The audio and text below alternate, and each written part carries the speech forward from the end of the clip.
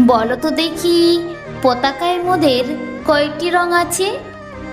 শিক্ষক এসে শুধালেন হেসে দ্বিতীয় শ্রেণীর কাছে। একসাথে মিলে সব ছেলে বলে চিৎকার করে জোরে, 3টি বর্ণ রয়েছে রাঙানো জাতীয় পতাকা জুড়ে। শ্রেণীর পেছনে বেঞ্চের কোণে শিশু ছিল এক বসে। পতাকার মাঝে 5 রং আছে, বলল সে মৃদু ভাষে। কথা তার শুনে বাকি শিশুগণে হেসে খায় লুটোপুটি।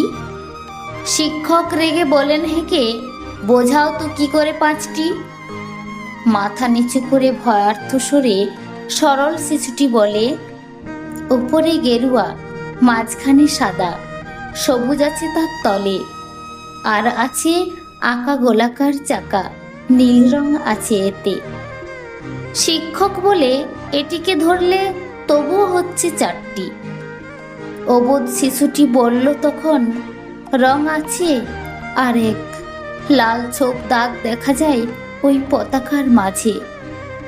বাবাকে যখন আনলো ওরা, কফিনের ঢাকা খুলে জড়ানো রয়েছে দেহখানা তার পতাকা আর ফুলে। রক্তের দাগে ছিল লাল ছোপ ওই পতাকার মাঝে। এই নিয়ে মোট হলো 5টি, এবার তো ঠিক আছে? সরল শিশুটির জবাবখানি কাঁপিয়ে দিল বুক।